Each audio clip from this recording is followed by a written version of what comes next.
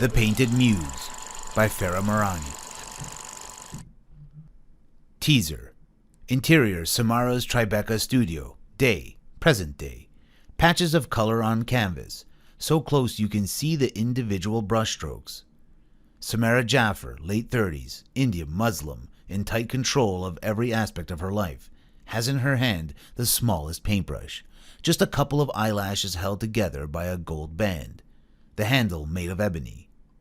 She dips it into a viridian oil paint, taking only the tiniest amount on the tip of the brush and applies it to an almost imperceptible chip in the painting.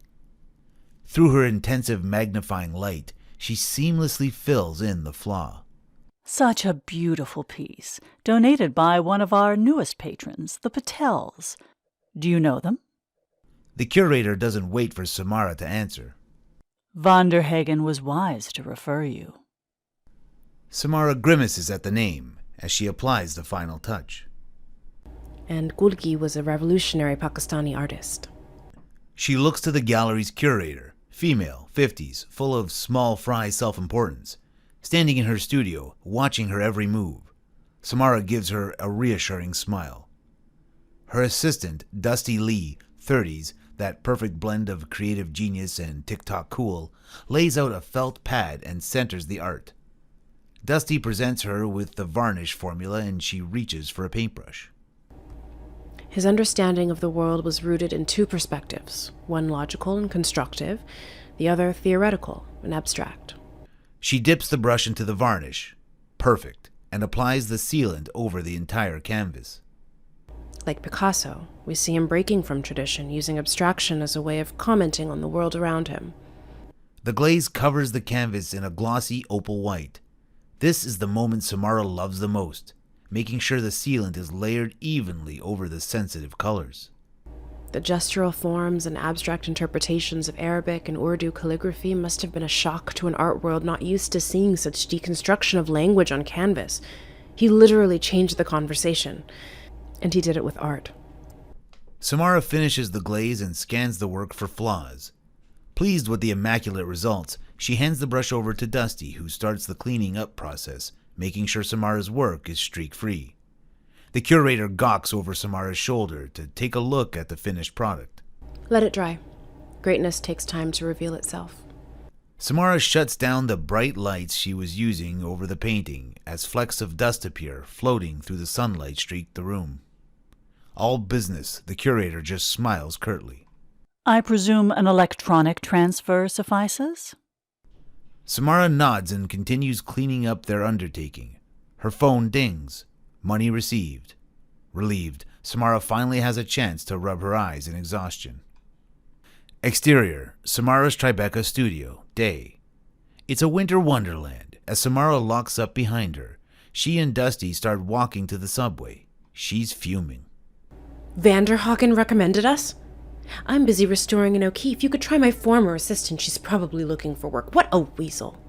Sam, you just got to restore a Gulgi. That's got to be way more important to you than him. Maybe it was a gesture in good faith. Samara stops them with a cutting look before they can finish. Plus, you were personally recruited by the V&A for whatever covert affair they're cooking up, not Vanderhagen. How does Timothy Landers even know who I am? That's like knowing who the junior sound engineer is on the White Album. Ken Scott. Seriously? Every bona fide audiophile reads the insert cover to cover. Point is, the curator of Islamic art at a big old British museum has clearly noticed your work.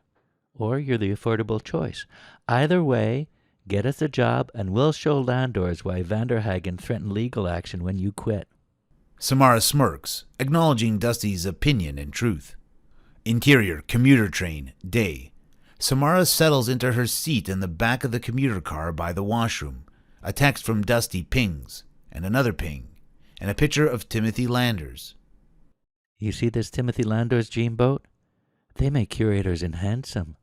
Sam, please, get the job. She chuckles, ignores it for now, and plugs into her music. Bach's Cello Suite No. 1 in G major. Turning her head, she notices an elderly couple, 80s. She's Indian, he's Caucasian, taking their seats. Samara watches as he sits her fragile body down by the window and lifts their carry-on into the storage compartment. Samara sees him struggle and goes to offer help. Quickly, the train attendant comes to their aid, taking the bag and guiding the gentleman into his seat with a smile. Listening to her music, Samara is lulled into this tiny love story. The wife reaches into her purse and pulls out medication, feeding it to her gentleman, measuring how much water he takes with the pills. He waves the train attendant down and indicates to something in their luggage. The train attendant obliges and pulls out a blanket from one of the bags. The gentleman gently drapes it around his wife and kisses her on the temple. Samara can't hide her smile at these two. End teaser.